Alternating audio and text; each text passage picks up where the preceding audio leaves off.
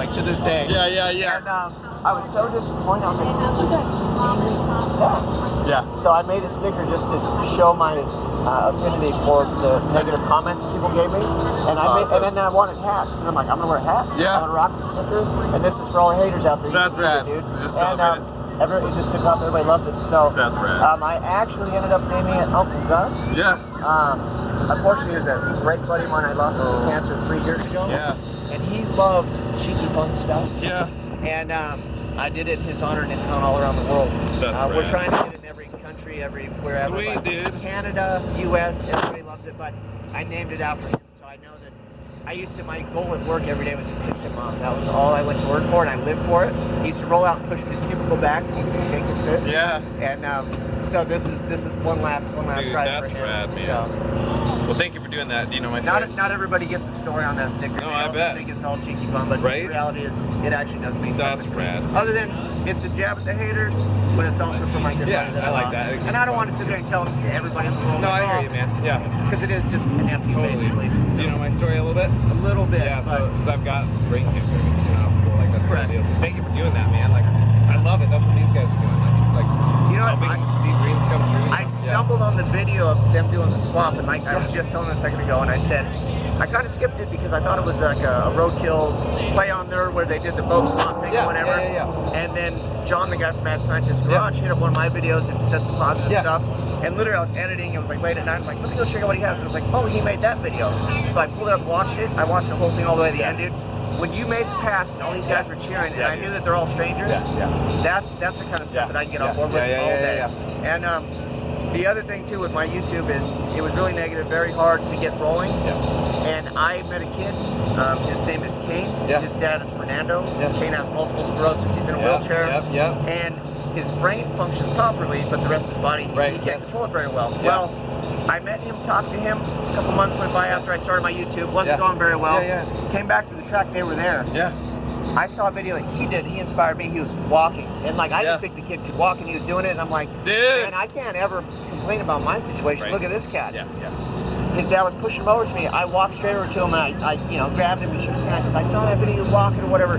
He almost jumped out of his chair because his dad was pushing him over because he's like my #1 fan. He played my videos back to back to back to back. So to this day, he's like my #1 fan. I went home, I told my wife, I said, I'll never quit making these videos because if I can make that kid's day better, and he enjoys my videos, that's it. Like if he's my fan and that's all I get, totally. I'll do it for I'll do it forever. And it's been getting bigger and better, but ultimately at the end of the day, I do it for guys like him and guys like you. Guys Absolutely, man. Just enjoy it. And it's not about showing off, it's not about strippers' money. It's about doing what you can with what you got. And then I really enjoy it, it's my passion. And then people are finally starting to connect with that. It's not a big show-off show, and I'm not trying to be cool. I'm not setting records, but I'm breaking my own records. That's good, dude, good. Yeah, telling your story and making everything.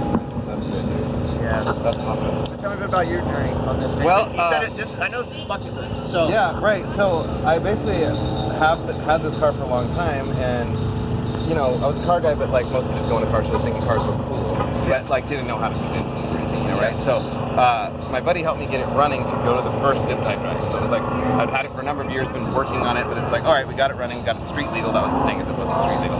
How many years ago was that? This was 3 years ago. So to the very first one. Yeah, first one.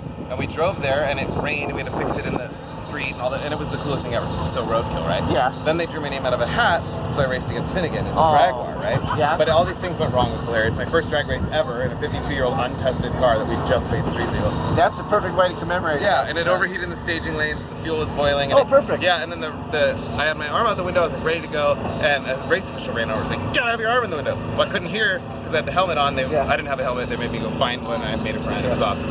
I had it because the fuel was boiling. I was like gas and the brake at the same time, and like I had to take my foot off the gas to hear him. So the car died. The tree lights up, and the car's dead. And I'm like, and the Jaguar just takes off, you know. And then they came around again, and they'd had me tell my story a little bit. Like, what's your story? I'm like, you want the real story? And so like the whole crowd was like, and so David's like, who wants to see Finnegan win? And it was like crickets. He's like, all right, who wants to see Mustang win? And so like it's the same thing where everyone wanted to win, you know. And so I raced and I did horrible. It was stumbling and bad. Like the car did terrible, and I didn't do any better. And but I came back around, and like everyone's going nuts. They're on their feet, and I'm like, this is the fastest time I've ever run. The only time I've ever run. Same thing in this car. Hey, you just killed it. Yeah, they interviewed me. I'm like, they're like, you're the happiest loser we've ever met. You know, I'm like, well, dude, I just ran the fastest time I've ever run in a 50-year-old untested car on its birthday. You know, and like, yeah, it was just rad. And then I just became friends. So they brought me in to do like performance truck art in Ohio, and then we just run into each other and everything. And so yeah, Drew's out here with Jacob, and these guys are my friends for the $3,000 Hoopty Challenge. So I went to that show, and then it was just awesome. I showed up with a yoga mat and a sleeping bag and no plan. Like, and I made friends, and like it was awesome. Like within 6 hours of meeting these people, I ended up sleeping in the same bed, and, like on their like awesome RV. And it was so rad though. And Josh has the highlights. So Josh has the twin turbo highlights. So we're like super close now. And then I cruise out here with him and Jacob. But when we went to the $3,000 Hoopty Challenge, I met these guys a little bit, but really they just heard about my story. I really just became friends with Josh. And then they wanted to meet me. I was on a bus rescue trip. We bought this bus in Texas and drove it back. This is a really crazy road trip. And they wanted to have lunch, and we were gonna meet up, but like I had transmission problems, and like they were pinging my phone and like calling Caterpillar dealers, like coming to save me. It was like, whoa! But we fixed it, and then with their help though, like their tech support. Yeah. And then we made it to dinner, and what I had planned on doing, because I'm going to Power Tour this year. Someone online was like, I'm sending you Power Tour. Like that's rad. Bucket list. I want you to go with your son, and like. Yeah, it's so rad. And so I'm like, okay, well, I need a not 3-speed transmission that slips. I'm on overdrive. And like, I had a 5-speed transmission in the garage. Like, that's all I wanted to do was put that in and the 9-inch. That should be nice. But at dinner, they were like, how do you feel about LS cars? And I was like, I like to party. And then like, a month later, we're at Zip Play Drags swapping the motor. And like, these dudes, like, one dude bought the engine. Like, another dude that owns the transmission shop ran through it. And like, he built some transmissions for Barrett Jackson. Like, what? And then while we were building it, Brower saw it, and they were like, this is the best example of like classic hot rod culture. We haven't seen this in decades. Just 20 dudes just like pouring their hearts out into the car. I was just telling him that there's this underground movement, and everybody thinks it's about building these cars that just look like crap, but what it really is using what you got, because this is what's in the junkyard. This is how they did it back in the day. If you look at real hot rodding, those guys drove jalopies and got made fun of. The guys that were trying to turn times and actually do it were the guys that had no budget. Their cars were goofy, like the no fenders and all that stuff. Totally. They did that for weight reduction. Totally. Not because they were trying to set trends. No, I know. And everybody was like, oh, you guys are idiots. And now you look back and you're like, that's how a hot rod's supposed to look. And it's like, so my kid is only going to be like, no, Dad, a hot rod's supposed to have motors hanging out in LS parts. Yes, right? Yeah, totally. It's like automotive just, it trends like anything else, you know? And it's like, you know, but eventually that trend becomes a nostalgia and you come back to it. You know? But so everything's like not like when it's, you know. Yeah, no, I completely agree. I think the LS, between the LS motor and then the big three getting on board with muscle car stuff and giving us the opportunity to put these cool motors and things. I'm excited though. I haven't been excited about hot rods in a long time. I build plastics and customs and paint and everything. And typically I was on like the, you know, drop it, make it low, make it nice. And then you literally sit in a parking lot and stare at it. Well, I got really sick of sitting in parking lots and staring at stuff. And then you hear all the guys go, well, you know what you should do. You know what you should do. I'm like, if one more person tells me what I should do, like I'm gonna puke, man. So now I just laugh when they say that, because I'm like, one guy said, hey, are you gonna fix it up? And I said, my car is fixed up. I was like, it goes faster than the vet. What do you want? Yeah, exactly. So, well, cool, man. I won't waste any more time. No, that's all right. Yeah, I'm gonna go find the family dude. Yeah, that's my rig over there if you want to check it out. Heck yeah, I do. I'm gonna go with the family. I saw it, dude. I love the name.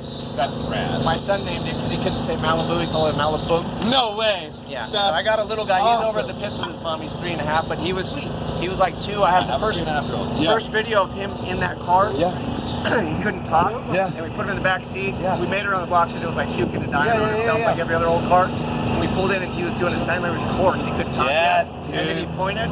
And so that car, I buy and sell everything. That's the one car. I've tried to sell it twice. And I told him, I said, it's the universe telling me don't get rid of it. Because it just, I can't even give that car away. If you look at it. But I have a video of my kid in that car, and it'd be fun to just hang on to it. And what if it's his one day? You know that's what we're hoping for. If Dad doesn't want it up, that's his thing. But I'm just saying, totally. I always say, I was like, he's probably gonna do baseball or something that I don't like. But, well, he's gonna have 6 kids like I do. Then you play the odds, right? Yeah, then I know one of them like. One of them will like surfing for sure. One of them will like cars. Well, it's very nice meeting you. I look forward to it. Are you gonna run this today? Yeah, I'm gonna run it anytime soon. You're just doing testing too? Yeah. Okay, well, I'll listen for it. I got the one run with him, and then I got a pacer, I think, with my name on it. I might have to run him. That white one? Yeah, he's riding the similar time as mine. So wait, dude. So if it's still one piece after we run, I'm gonna see if I can run with him. And heck yeah, man. I'd love to do like a little interview too, if you got a chance to walk around. for sure. When you peek under there, when we did the 2.0 build at another road show, there's the FR head cam and all that. Like it's crazy. Nice. But yeah, just a little interview. Yeah, I'm all about it, dude. I want to do that. And what I want to do is I want to John's got another one for us. Yeah. What's up, dude? What's up, John? But no, it's killer, man. I like it. Yeah, for sure. It's all about. I'll let him get you. I'll let you get to it. Yeah, for sure. Thank you very much. Yeah, for sure. I'm excited for you. What are you hoping to run?